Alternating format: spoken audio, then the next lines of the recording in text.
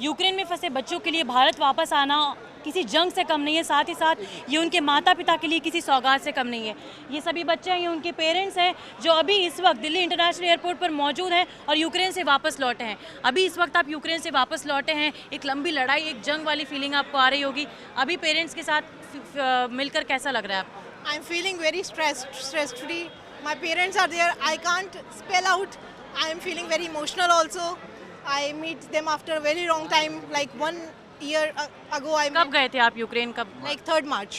अच्छा। 3rd March. और कौन सी सिटी में रह रहे थे यूक्रेन के? Chernivtsi. It's quite safe, so that's why the students living there are evacuated first. And और उसके बाद जो भी खारकीव में एंड कीव में बच्चे रह रहे हैं, they also need not to panic. उनको कोई प्रॉब्लम नहीं होगी, वो कोई प्रॉब्लम फेस नहीं करेंगे। इंडियन गवर्नमेंट उनकी हेल्प करेंगी, क्योंकि प्रॉब्लम इस टाइम ये है कि सारे बच्चों को एक साथ इवैक्यूएट नहीं किया जा सकता। सो पहले हमें इवैक्यूएट किया है, फिर कीव एंड खारकीव में आप स्टेप बाय स्टेप किस तरह से इवैक्यूएट होकर आए हैं, किस तरह से आए हैं आप?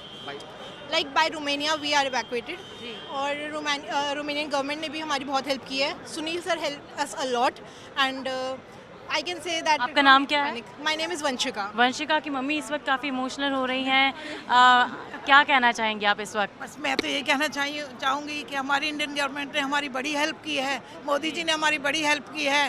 जय भारत, वंदे मातरम। बस।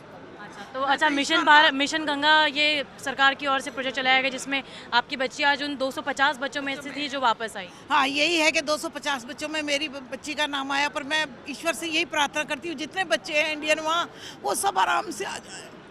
जैसे मैं एक माँ हूँ, वो भी एक माँ है, बस सब बच्चे सेफ आ जाए।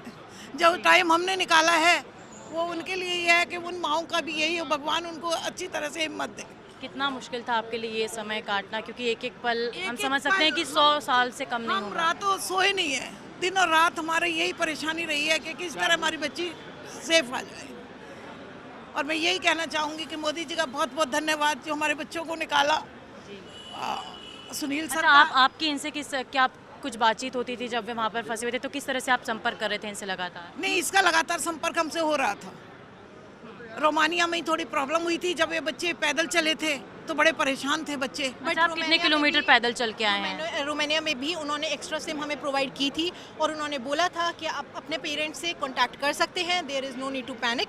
लाइक हम वहाँ पर पहुँचे थे, देन हमें 1.5 किलोमीटर चलना पड़ा था, और वो बहुत पैनिक सिचुएशन थी हमारे लिए भी, बिकॉज वी डोंट नो, हमें नहीं पता था कि हमें इतना पैदल चलना पड़ेगा। अच्छा, अभी आपके जो बाकी जो दोस्त हैं जो भारत से यूक्रेन पढ़ने के लिए गए हैं और अभी वहाँ पर फंसे हुए हैं, उनकी किस तरह की कंडीशन है अभी वहाँ पर?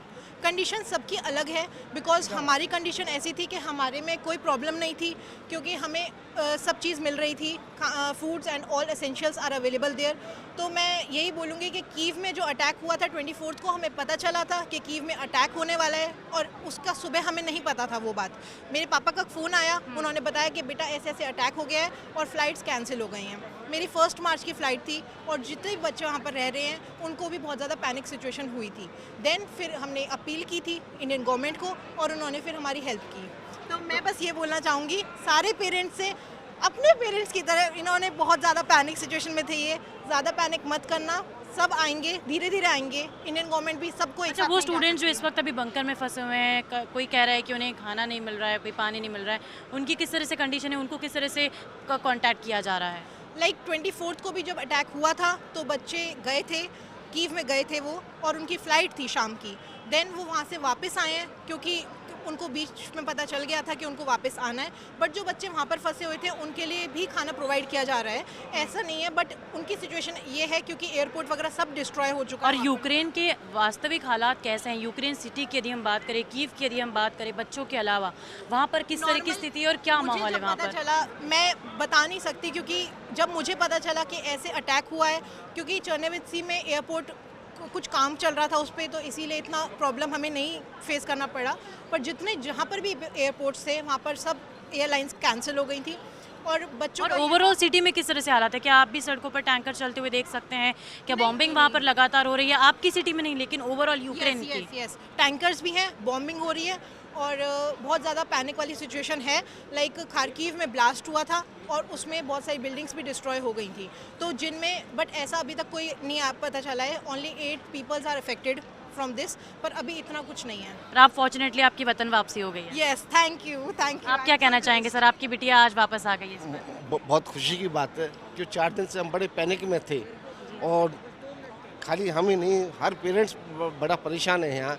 लेकिन जब इनको फ़्लाइट मिली है, ये कहा हम थोड़ा रोमानिया आ रहे हैं, और जब रोमानिया में इंटर हो गए तब हम सोचा बच्चा हमारा सेफ आ जाएगा। हाँ, तो देखिए ये तस्वीरें आप देख सकते हैं, और इन तस्वीरों के ज़रिए साफ झलकता है कि इन पेरेंट्स के मन में कितनी खुशी, कितनी बड़ी खुशी इस वक्त होगी, क्योंकि ये वो बच्चे हैं जो जंग के मैदान से अपनी ज़िंदगी लेकर वापस भारत लौट आए हैं। कैमरा पर्सन अभिषेक के साथ दिल्ली से तेजरी पुरंदरे।